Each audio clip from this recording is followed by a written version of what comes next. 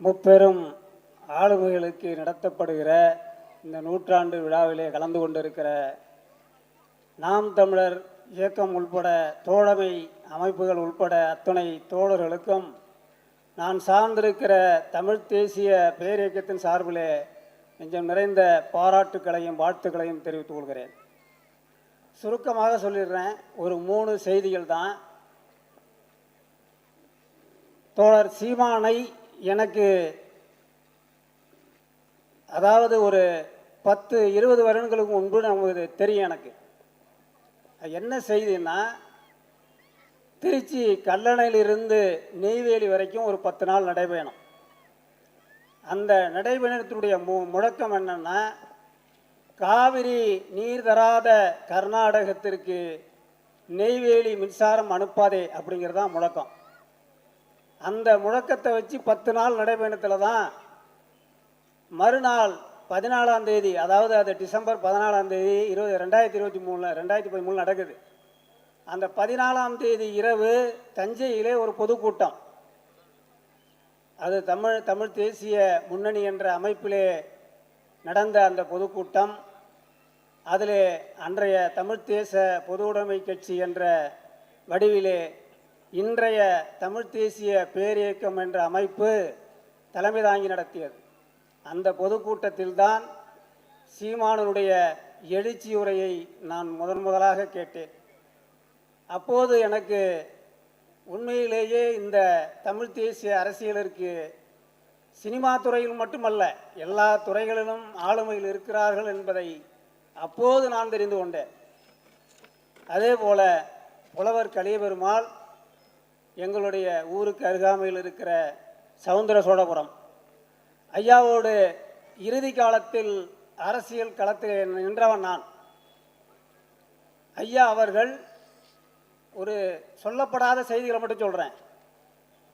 ஐயா ஒவ்வொரு மாநாடு நடத்தும் போதும் கூட தமிழ்நாட்டில் மிகப்பெரிய பொருளாதாரம் என்பது இந்த போராளிகளுக்கு கிடைப்பதில்லை.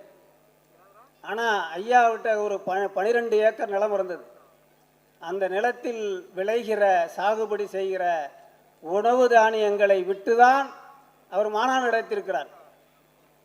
நான் வாழாம்பாளோடு நீண்ட நேரம் வாய்ப்பு கிடைக்கும் போதெல்லாம் உரையாடுவேன். அப்போது அம்மா சொல்லுவார்கள், மிளகாய் போட்டிருக்கு 12 ஏக்கரில், அந்த மிளகாயை சேலம் சந்தைக்கு கொண்டு போவார் புலவர். அவருக்கு தெரியும், அவர் எப்போ அடிமாட்டு விலைக்கு போகுதோ அப்போ தான் கொண்டு போவார். ஏன்னா அப்போ தான் மாநாடு நடக்கும். மாநாடு அப்போ தான் தேதி குறிச்சிருப்பார். ஆனால் அம்மா கேட்பாங்க, என்ன மிளகாய் விலை அதிகமாக வைக்கலாமே, கொண்டு போகலாமேன்னு கேட்பாங்க. இல்லை அது வதந்தி பேசுகிறாங்க, மிளகாய் விலை இப்போ குறைஞ்சிருக்கு அப்படின்னு அப்படி ஒரு மறைச்சி சொல்லுவார். ஆனால் வாழாம்பாலும் அதை நம்புவாங்க. ஆனால் நம்புறதில்லை, நம்பது போல் நடிப்பாங்க. அப்படி அந்த மிளகாயை விற்று அந்த தொகையை வைத்து மாநாடு நடத்துவார். வீட்டில் வந்து வாழாம்பால் கேட்பாங்க, மிளகாய் கொண்டு போனீங்களே, விற்றீங்களே, எந்த பணம் என்னாச்சுன்னு கேட்பாங்க. அப்போ தான் அவர் சொல்லுவார், மிளகாய் விலை இல்லை, அதை நான் காவிரி ஆற்றுல கொட்டிட்டு வந்துட்டேன் பார். எங்க சேலத்துக்கும் காவிரிக்கு என்ன தொடர்பு? அது தெரியும், அம்மாவுக்கு தெரியும். அதனால தான் புரட்சி தாய் என்று சொல்கிறோம் வாழாம்பாளை. அப்படி ஒரு உன்னதமான தாய் என்பது தமிழகத்திற்கு கிடைத்திருக்கிறார்கள். நிறைய சொல்லலாம், அவங்க பட்ட துயரங்களில் நான் ஒன்றை சொல்லிடுறேன். அதாவது குறிப்பாக இந்த கம்யூனிஸ்டுகளுக்கு நான் சொல்ல வரேன். அவர் சிபிஐயில் இருந்தார், பிறகு சிபிஎம்முக்கு வந்தார். சிறையில் இருக்கும்போது அம்மா தஞ்சாவூர் போகணும். அந்த தஞ்சை அலுவலகத்தில் இந்த அம்மா குழந்தைகளோடு தங்குவதற்கு கூட இடம் கொடுக்கவில்லை இந்த கம்யூனிஸ்டுகள். எவ்வளோ பெரிய பாருங்க அந்த அம்மா. அதன் பிறகு சிபிஐ தோழர் வீட்டில் போய் சும்மா ஒரு குடிசை வீட்டில் தங்கிட்டு வந்தாங்க. அந்த மாதிரி தமிழ்நாடு முழுவதும் அவர் எந்த கட்சியில் அரசியலை தொடங்கினாரோ அந்த கட்சியில் உள்ளவர்களே அவர்களை புறந்தள்ளினார்கள். அப்படி கொடுமைகள்லாம் இப்போ நீங்கள் அதை நிறைய இருக்குது, சொல்ல முடியாது. அடுத்து ஆணைமுத்து ஐயா அவர்கள். இன்னைக்கு இடஒதுக்கீடை பற்றி யாராரோ என்னென்னமோ பெரிய பில்டப் பண்ணி பேசிக்கிட்டு இருக்கிறாங்க.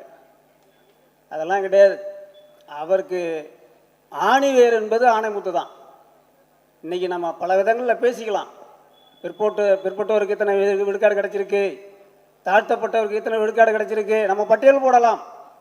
ஆனால் இந்த மக்களுக்கெல்லாம் சேர்த்து ஒட்டுமொத்தமாக இடஒதுக்கீடை வழங்க வேண்டும் என்று தொடர்ந்து குரல் கொடுத்தவர் ஐயா. உங்களுக்கெல்லாம் தெரியும், அவருக்கு நிலம் கம்மி தான் அந்த முருக்கன்குடியில்.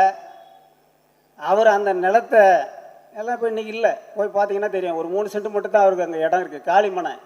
நிலம்லாம் இல்லை, எல்லாம் வித்தாச்சு.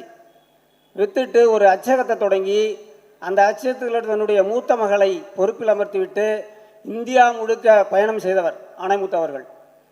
இந்த இடஒதுக்கீட்டுக்கு அந்த கொள்கைக்காக அந்த போராட்டத்திற்காக முழுமையாக ஒப்படைத்து கொண்டு மண்டல் கமிஷன் அந்த அறிக்கையை நடைமுறைப்படுத்தி உயிர் கொடுத்தவர் தோழர் ஆணைமுத்து ஐயா. அவர்களுடைய தலைமையில் தான் என்னுடைய திருமணம் நடந்தது. என்னுடைய ஊர் முருகன்குடி, ஐயாவினுடைய ஊர் முருக்கன்குடி. அது பெரம்பலூர் மாவட்டம், இது கடலூர் மாவட்டம், அவ்வளோதான். அப்படி சிறு வயதிலே இருந்து எனக்கு புலவரை தெரியும். அவரோடு நான் இயக்கம் கண்டிருக்கிறேன். அதே போல் ஆணைமுத்து அவர்களோடு பயணித்திருக்கிறேன். இப்படி பல்வேறு ஆளுமைகளோட பயணித்து தமிழ் தேசிய அரசியலை பெண்ணாடம் பகுதியிலே நாம் நிலைபெற செய்திருக்கிறோம். அங்கே உங்களுக்கெல்லாம் தெரியும், அன்னைக்கு தமிழரசன் இருந்த காலத்தில், சுந்தரம் இருந்த காலத்தில் அங்கே அடக்குமுறைங்கிறது சொல்லவே வேணாம். இப்போல்லாம் நீங்கள் பார்த்துருப்பீங்க. இப்போ இந்த காவல் கொட்டடி மரணங்கள்லாம் நீங்கள் பார்த்துருப்பீங்க. இப்போ ஐயா சாட்டை துறைமுருகன் கூட இப்போ நேற்று கடுமையாக பேசியிருந்தார். அப்படி ஒரு கடுமையான அடக்குமுறை உள்ள பகுதி பெண்ணாடம். அப்படி அந்த பெண்ணாடத்தில் இன்று அந்த அடக்குமுறையும் மீறி அந்த ஒரு புரட்சிகர அரசியலை, தமிழ் தேசிய அரசியலை ஒரு இயல்பு நிலைக்கு கொண்டு வந்திருக்கிறது தமிழ் தேசிய போராளிகளுடைய உழைப்பு. அதற்கு நாம் எல்லோரும் கடமைப்பட்டிருக்கிறோம் என்று கூறி நிறைவு செய்கிறேன். நன்றி, வணக்கம்.